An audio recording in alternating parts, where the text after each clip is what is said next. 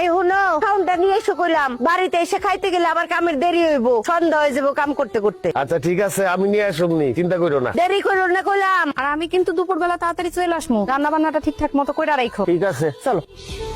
আব্বা এতক্ষণ ধরে চেষ্টা করতেছো, তারপর আগুন জ্বলতেছে না। লাকড়িটা কি ভেজা নাকি? তুই যেই হারে চোখের পানি নাকের পানি ছাড়তাছোস তাতে লাকড়ি এমনি ভিজা যাইব। সমান অধিকার দিতে গিয়া এখন তো মনে হইতেছে চোখে দেখার অধিকারই হারাই ফেলামো বাপ্পলাই। তাই তো দেখতেছি।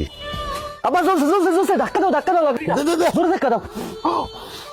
ও ভাবি, আপনি কে? কিস্তি আলি। ভাবি কই? আপনি আলিফের বউ না? হ, আমি আলিফের বউ, কিন্তু আপনার বউ কই? বাপের বাড়িতে গেছে। ভাই আহে নাই, আপনি এসেন কেন? আরে ভাই, প্রত্যেকদিন কি আপনার ভাইরই আসতে হইব? তার অন্য কোনো কাজ থাকতে পারে না? শরীর খারাপ হইতে পারে না? আগামী 15 দিন আমি কিস্তি তুলবো। ভাবি তো 3 সপ্তাহ কিস্তি বাকি, তাড়াতাড়ি টাকাটা দেন। 3 সপ্তাহের কিস্তি রেডি করে আছে, আসেন। কই? টাকা তো ঘরে। নিয়ে আসেন। আরে বাড়িতে এসেন, নাস্তা করবেন, কথা বলবেন, আসেন তো ঘরে আহেন। মানে কি? কিস্তি 3টা জায়গায় 6টা দেবো, 3টা খাতা উঠবেন আর 3টা আপনার জন্য বোনাস। ও তো বাপের বাড়ি, বুঝেন না? হরামির বাচ্চা, তুই এসব কি কইতাছস? কিস্তি দেবো, আসেন না একটু ভিতরে। তোরে জুতোটা দিয়া পিডামু, তোর কিস্তি আলিফ এসে নিব।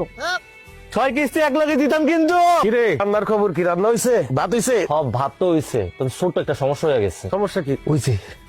করছোস নাকি? তুই তো সব ভাত ফেলাই দিছোস। এখন আমি তোর মাল লেগে কেমনে ভাত নিয়ে যাবো? তাহলে তো দুপুরের মধ্যে খাবার নিয়ে যেতে কইছে। এ আব্বা, আমি তোমার একমাত্র পোলা, ভাতের মার গালতে গিয়ে আমার হাতটা পুড়ে গেছে, সেটা নিয়ে তোমার কোনো চিন্তা নাই। তুমি আসো, মার লেগে কেমনে ভাত লয়ে যাবে সেই চিন্তা লইয়া। তোর মার ভাত যদি আমি সময় মতো না নিয়ে যাই, তুই জানোস আমার খবর করে দিব বউয়ের শাসন কি জিনিস, বউয়ের যন্ত্রণা কি জিনিস, তুই কি বুঝবি? এমন কইরা কইতাছো মনে হইতাছে তোমার একারই বউ আছে, আমার বউ নাই। আমি তারে কেমনে খাবার দিব সেটা কও, এটা বুদ্ধি দাও। এক কাম কর, উঠা মাটির থেকে সব ভাত উঠে ধুয়ে ফেলা। এই ভাতে ওকে খাওয়াবো, আমরা পরে রান্না করে খাবো। ঠিক আছে। তরকারির অবস্থা কি তোর? দেহি তরকারি ও রান্না শেষের পথে, লবণটা দেখো তো। দেহি লবণ হয়েছে।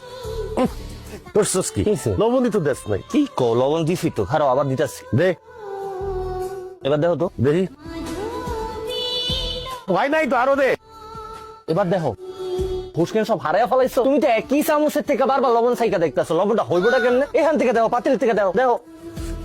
ঠিক আছে? ইয়াল্লাহ, এত লবণ দেয় মানুষ? তুমি নিজেই তো আমার লবণ দিতে কইলা, তাহলে এখন কি করুম? পানি দে, পানি কি করলি তুই? তুই কি এই তরকারির মধ্যে গোসল করবি? এত পানি দেয় কেউ? কি কো আব্বা, তুমিই তো আমার পানি ঢালতে কইলা। তোর মার সামনে তো আমি মুখ দেখাইতে পারুম না, লজ্জায়। খালি মার কথা লয়ে আইছো, আমি আমার বউয়ের সামনে কেমনে মুখ দেখাম? মারে আমি বুঝাই রাখবো, তুমি চিন্তা করো না। কি আর করবি? এগুলাই দিয়া দে, এগুলা লয়ে যাই। আল্লাহ জানে আজকে কি কবলে আছে। এটাই লয়ে যাও, যা আছে কপালে। হে বলা বেগম, আসো খাইয়া দাও, আসো আসো। এই বিকাল বাজে 4টা, তুমি এত করে খাও না? একটু দেরি হয়ে গেল, কি করুম কও? খাও।